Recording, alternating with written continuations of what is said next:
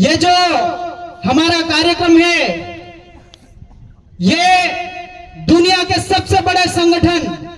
UNO, United nation organisation के द्वारा आदिवासियों के हक अधिकार को संरक्षित करने के लिए यूएनओ ने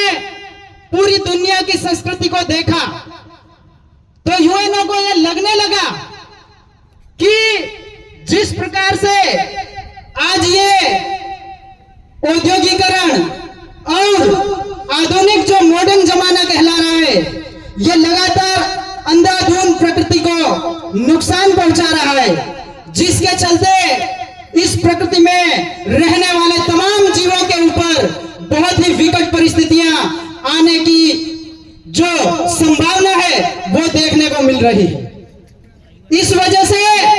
संपूर्ण विश्व की जनजातियों का वैश्विक स्तर पे अध्ययन किया गया और उसमें पाया गया कि आदिवासियों की जो संस्कृति है, जो परंपरा है, जो शासन की व्यवस्था है, समाज की जो व्यवस्था है, वो दुनिया में सर्वश्रेष्ठ व्यवस्था है और इसी व्यवस्था के आधार पे हम इस पूरी प्रकृति को बचा सकते हैं।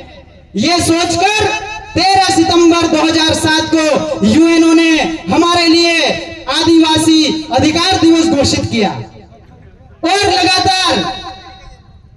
अधिकार दिवस घोषित होने के बाद लगातार हम छोटे मोटे मंचों के माध्यम से आदिवासी परिवार के द्वारा दिखाए गए रास्तों के ऊपर चलते हुए हम जगह जगह, गांव गांव, ढाणी ढाणी जा करके इस प्रकार के बड़े बड़े शिविर करके हमारे लोगों को लगातार जागरूक कर रहे हैं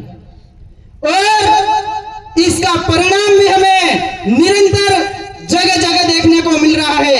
एक वक्त था जब जोहर शब्द बोलने वाले लोगों के ऊपर नक्सलाइट का तमगा लगा दिया जाता था, लेकिन आज आदिवासी परिवार की यह ताकत है कि जोहर का विरोध करने वाले लोग भी सीना ठोक करके जोहर बोलना शुरू कर दिया। यह हमारी पावर है। आज अधिकार दिवस के उपलक्ष्य में मैं आप तमाम लोगों को यह कहना चाहूंगा कि जिस तरीके से हमारे पूर्वजों ने हमें लोकतांत्रिक व्यवस्था जो दी थी, जिसमें हमारे जितने भी मसले होते थे, जितने भी मैटर होते थे, वो सारे मामले हमारे बाप दादा आपस में बैठ करके बांगजेड़ा व्यवस्था जो हमारे यहाँ देसी भाषा में बोलते हैं, उसके तहत सारे मामले को निपटा लेते थे। लेकिन धीरे धीरे ये जो राजनीतिक व्यवस्था आई और इसने हमारी रूढ़िगत ग्राम सभा को धीरे धीरे खत्म कर दिया। आज हमारे बहुत सारे साथी कहते हैं कि हमें हमारे जो आदिवासियों की रूढ़िगत ग्राम सभा है, जो कानून है, उसको लागू करके हमारे आदिवासी समाज को हमें न्यायिक रूप से, सामाजिक रूप से, आर्थिक रूप से आगे लाने की जरूरत है। लेकिन मेरा ये ऑब्जर्वेशन है कि अगर हम हमारे समाज को वापस वो रूढ़िगत ग्राम सभा के माध्यम से हमारे समाज की जो लोकतांत्रिक व्यवस्था थी उसको अगर हम पुनर्स्थापित करना चाहते हैं, तो हमें आदिवासी परिवार के द्वारा दिखाए हुए पद चिन्हों पे चल करके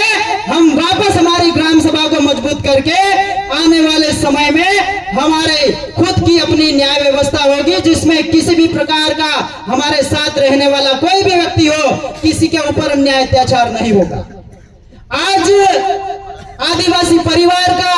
बढ़ता हुआ ये क्रेज देख करके विरोधी लोगों के पेट में मरोड़े पड़ने लगी है। इसलिए वो लोग किसी न किसी बहाने से हमारे लगातार इस बढ़ते कार्यक्रमों को रोकने की साजिशें करते हैं। इसके उदाहरण हम आए दिन देखते रहते हैं। लेकिन मैं उन लोगों को कह देना चाहता हूं, जिस तरीके से आप चंद पैसे और दारू के लालच में आकर के आदिवासी परिवार की इस मूलभूत व्यवस्था से हट रहे हैं, आने वाले समय में आपका भी जो भविष्य है वो खतरे में है। इसलिए आज अधिकार दिवस के उपलक्ष्य में मैं ये कहना चाहता हूं जहां जहां हमें संविधान ने अधिकार दिए हैं वो तो हमें सुरक्षित करने ही है, उनकी रक्षा तो करनी ही है, लेकिन साथ ही साथ जो आदिवासियों का मालिकाना हक है और मालिकाना हक जमीन की वजह से है, जल जंगल जमीन की वजह से है, और इसलिए हमारे आदिवासियों को सुप्रीम कोर्ट ने 2011 में जजमेंट देकर के बोला कि 8% देश के आदिवासी जो है वही इस देश के मूल मालिक है। अगर हम मूल मालिक है तो हमें फिर संविधान में विशेषाधिकारों का प्रावधान किया है। अब हमें संवैधानिक अधिकारों को बचाते हुए हमारे रूढ़िगत ग्राम सभा और 13(3) क के कानूनों को 5वीं 6वीं अनुसूची और पेशा एक्ट को भी बचाने की जरूरत है, और इन्हीं कानूनों के आधार पे हम धीरे धीरे हमारी व्यवस्था स्वतः ही बना लेंगे। इसलिए मैं आज इस मौके पे आप तमाम लोगों से यह आह्वान करता हूं कि धीरे धीरे आप अपने गांव ढाणी आदिवासी परिवार की इस प्रकार की जन जागरूकता कार्यक्रम चलाइए, और जितने भी प्रशासनिक व्यवस्था है उसको समझते हुए हमें हमारी व्यवस्था बनाते हुए आपस में तुलनात्मक अध्ययन करके हमें हमारी व्यवस्था को पुनर्स्थापित करने की जरूरत है। इसलिए आज मैं आप तमाम लोगों से यह आह्वान करता हूं कि आप जहां से भी आए हैं यहां से ये प्रण लेके जाइए कि जब तक आपके सीने में सांस है तब तक आप आदिवासी परिवार के दिखाए हुए इन हमारे मौलिक अधिकार जो आदिवासियों के रूढ़ि